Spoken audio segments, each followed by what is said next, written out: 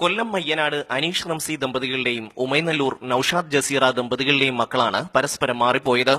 കഴിഞ്ഞ ഓഗസ്റ്റ് 22-നായിരുന്നു റംസിയും ജസീറയും കൊല്ലം മെഡിസിറ്റി ആശുപത്രിയിൽ പ്രസവിച്ചത്. തങ്ങൾ വാങ്ങിക്കൊടുത്തത് പച്ച ടവലാണെങ്കിലും കുഞ്ഞിനെ പൊതിഞ്ഞു നൽകിയത് മഞ്ഞ ടവലിലാണെന്ന് റംസിയുടെ മാതാവ് സുബൈദ പറഞ്ഞു. ഇതേസമയം ജസീറയുടെ കുഞ്ഞിനെ പച്ച ടവലിലാണ് പൊതിഞ്ഞു നൽകിയത്. ആ കുഞ്ഞിന്റെ കയ്യിലെ ടാഗിൽ റംസി എന്നും എഴുതിയിരുന്നു. കുഞ്ഞുങ്ങൾ മാറിയോ എന്ന് ചോദിച്ചപ്പോൾ ടവൽ മാറിപ്പോയതാണെന്നായിരുന്നു ആശുപത്രി അധികൃതരുടെ മറുപടി. ഡോക്ടറോട് പറഞ്ഞപ്പോൾ വഴക്ക് പറഞ്ഞു. ചോദ്യം ചെയ്തപ്പോഴത്തേക്ക് അവർ പറഞ്ഞത് അവര് വിട്ടാണ് തന്നത്, അവർ നമ്മൾ കൊടുത്ത ടവലുമാണ് അവർ തന്നേന്ന് പറഞ്ഞ് അവർ ഏൽക്കുന്നില്ല, നമ്മളത് പൊട്ടിച്ച് കളഞ്ഞാന്ന് അവർ പറഞ്ഞ്. 3 മാസത്തിന് ശേഷം ജസീറയുടെ കുഞ്ഞിനെ പ്രതിരോധ കുത്തിവയ്പ്പിനായി കൊണ്ടുചെന്ന സമയത്ത് രക്തം പരിശോധിച്ചപ്പോൾ O പോസിറ്റീവ് ആണെന്ന് കണ്ടു. ഡിസ്ചാർജ് രേഖകളിൽ A പോസിറ്റീവ് ആയിരുന്നു കുഞ്ഞിന്റെ രക്തം.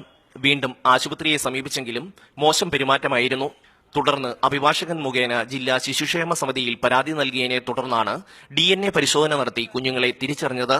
മനുഷ്യാവകാശ ലംഘനം നടന്നു എന്നുള്ളതുകൊണ്ട് മനുഷ്യാവകാശ സമിതിക്ക് അല്ലെങ്കിൽ മനുഷ്യാവകാശ കമ്മീഷന് ഒരു പരാതി നൽകുന്നുണ്ട്.